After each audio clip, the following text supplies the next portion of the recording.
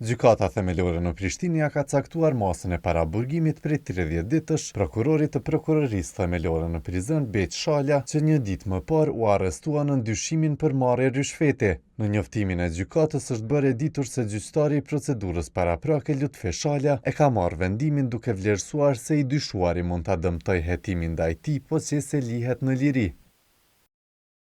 Pas mbajtjes së seancës dëgjimore, gjykata vlerësoi se caktimi i masës së paraburgimit në këtë çështje penale është masë adekuate, sepse nëse i pandehuri lihet në liri, i njëjti mund të ndikojë në prova dhe në dëshmitar. Po ashtu, gjykata vlerësoi se çdo masë tjetër do të ishte e pamjaftueshme për zbatimin e suksesshëm të procedurës penale, pengimin e rrjedhës normale të kësaj procedure penale, si dhe pengimin e përsëritjes së veprave penale. Në kërkesën e prokurorisë për caktimin e masës thuhet se prokurori Shalja në një rast ka kërkuar rishfet prej një avokati në mënyrë që ai të mos i kërkojë masat e sigurisë për 5 të dyshuar për lëndim të lehtë trupor.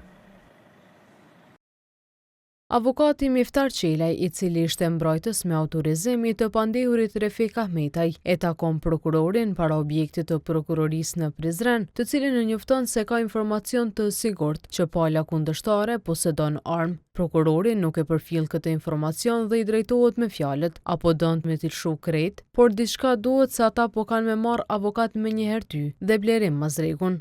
Në të kundërtën nuk foli më për këtë punë të pestit shkojnë në ndalim. E në një rast tjetër i dyshuari sipas prokurorisë speciale i mori 350 euro nga një avokate për lirimin e të mbrojturit të saj.